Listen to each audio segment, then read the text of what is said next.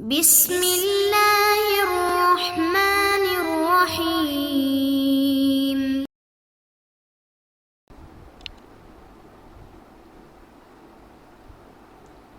اعوذ باللہ من الشیطان الرجیم، بسم اللہ الرحمن الرحیم۔ الحمد للہ رب العالمین، والصلاة والسلام علی سیدنا و حبیبنا محمد و آلہ الطیبین الطاہرین۔ عزیز دوستو، السلام علیکم ورحمۃ اللہ وبرکاتہ۔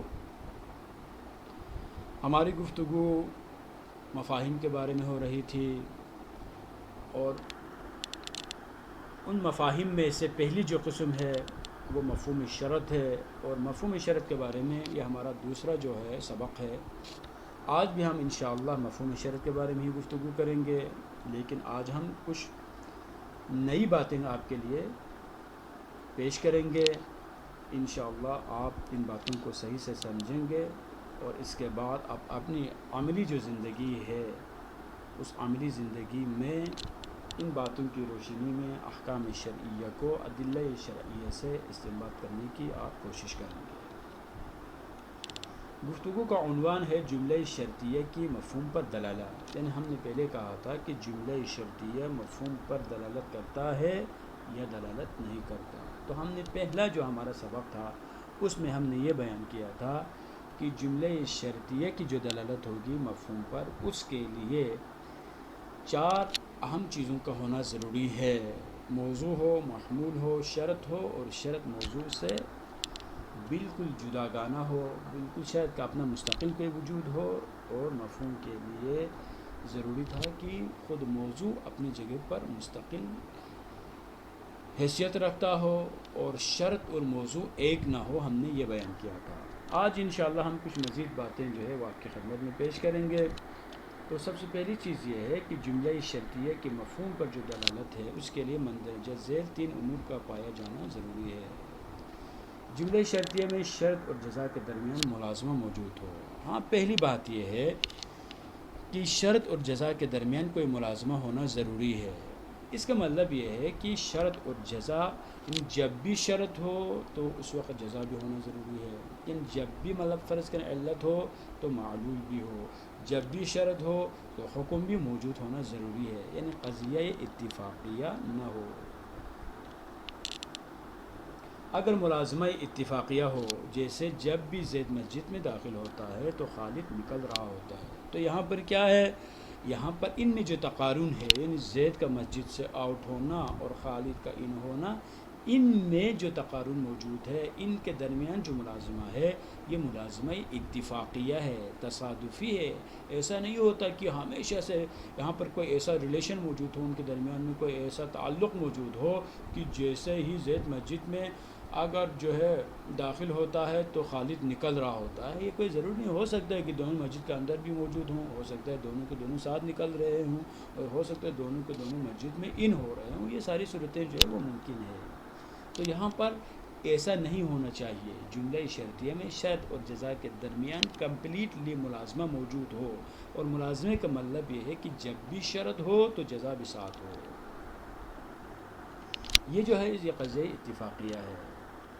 اور دوسری چیز کیا ہے؟ یہاں پر ملازمہ چونکہ اتفاقیہ ہے، لہٰذا شرط کے منتفی ہونے سے حکم منتفی نہیں ہوتا۔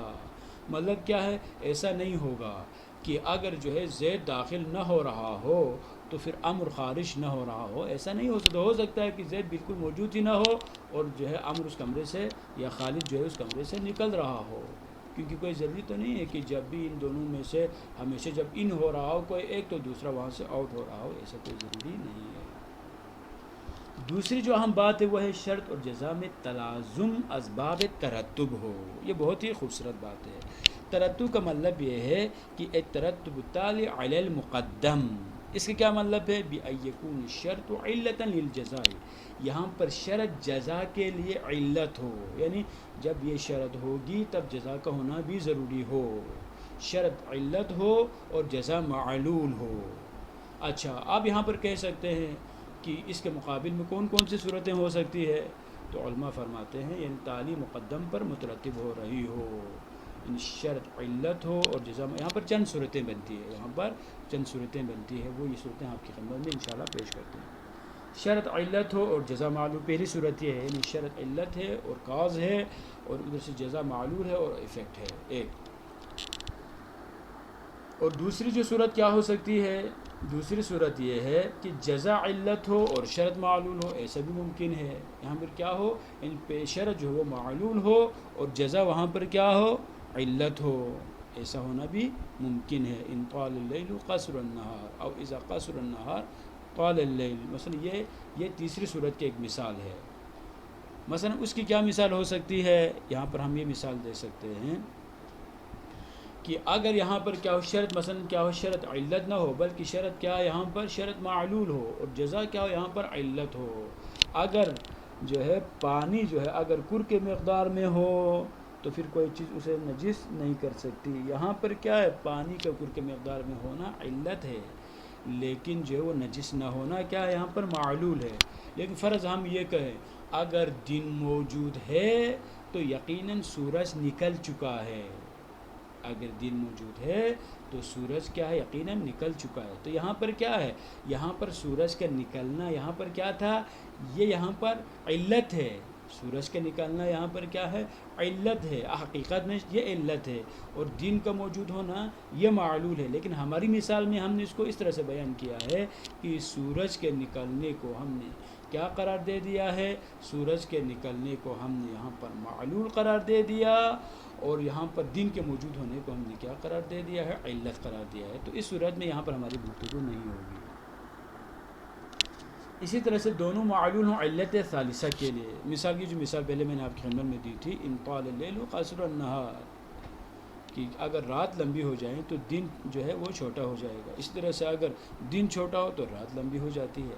اب دن اور رات کا جو ہے وہ ان میں سے ہر ایک کا جو ہے وہ وسیع ہونا یا ان میں سے اس کا جو ہے اس کی مقدار کا کم ہونا، یہ دن رات کے لیے، رات دن کے لیے علت اور معلول نہیں ہے بلکہ کوئی علت ثالثہ ہے۔ سورج کی جو گردش ہے، چاند اور سورج یہ جو ان کی جو سرکل ہے اس سے دن اور رات وجود میں آتے ہیں، تو یہ جو ہے وہی حقیقت میں یہ چیزیں علت بنتی ہے، کس کے لیے، رات اور دن کے لمبے اور اس کے شارٹ ہونے کے لیے۔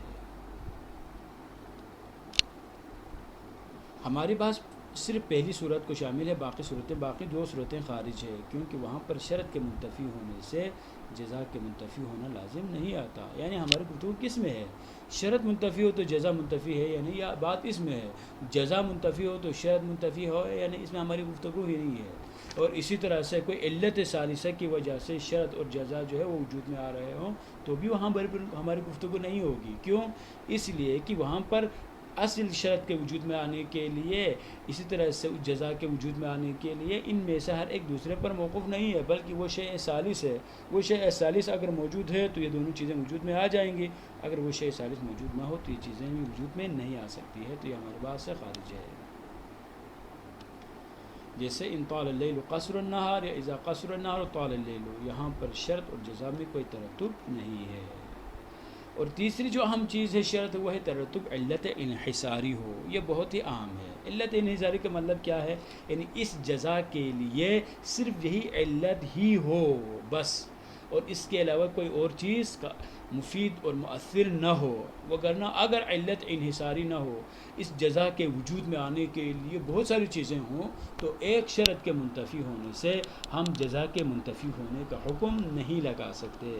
مثال کے طور پر ان جاءک زید فاکرمہ، اگر زید تیرے پاس آتا ہے تو اکرام کر، تو یہاں پر کیا ہے، فرض کرے زید کے اکرام کے وجوب کے لیے چند علتیں ہوں، مثلا زید آپ کے بڑے بھائی ہیں، زید یا آپ کے والد ہیں، زید آپ کے ٹیچر ہیں، اس قسم کی بہت ساری چیزیں موجود ہوں تو زید اگر آپ کے پاس نہ بھی آئے تب بھی آپ کے لیے زید کا اکرام کرنا ضروری ہے۔ کیوں، اس لیے کہ یہاں پر علت انحصاری نہیں ہے بلکہ متعدد علتیں ہیں، ان میں سے کوئی بھی علت ہو تو کافی ہے، یعنی اس جزا کے متحقق ہونے کے لیے صرف یہی شرط ہو۔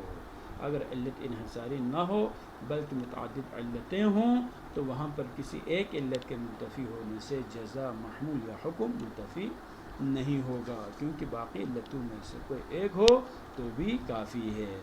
جیسے کوئی شخص کسی کو استاد، بڑا بھائی ہو یا عالم ہو، تو وہاں پر پھر آنے اور نہ آنا جو ہے اکرام اور عدم اکرام کے لیے کوئی علت تامہ نہیں بن سکتا ہے، یعنی کوئی علت مناصرہ نہیں بن سکتا ہے، بلکہ عالم ہو تو اگر آپ کے پاس نہ بھی آئیں، آپ ان کے پاس جاتے ہیں تب بھی اس کا اکرام کرنا واجب ہے۔ آپ کا بڑا بھائی ہو تو وہ آپ کے پاس آئیں تب جا کے آپ اس کا اکرام کریں، یہ کوئی ضروری نہیں ہے، وہ آپ کے پاس نہ بھی آئیں پھر بھی جب بھی آپ کی ملاقات ہو اکرام کرنا ضروری ہے۔ تو یہاں پر اکرام کے لیے کوئی ایک علت ہو تو کافی ہے، ایک کے منتفی ہونے سے اکرام منتفی نہیں ہوتا۔ اب ہم بڑھتے ہیں آج کے سوالات کی طرف۔ جملہ شرطیہ کی دلالت وجود مفہوم پر کب ہوگی؟ ایک، ملازمہ اتفاقیہ کی مثال دے دیں۔ دو، ترتب کسے کہا جاتا ہے واضح کریں، اور لاسٹ ہے علت انحصاری کی وضاحت کریں۔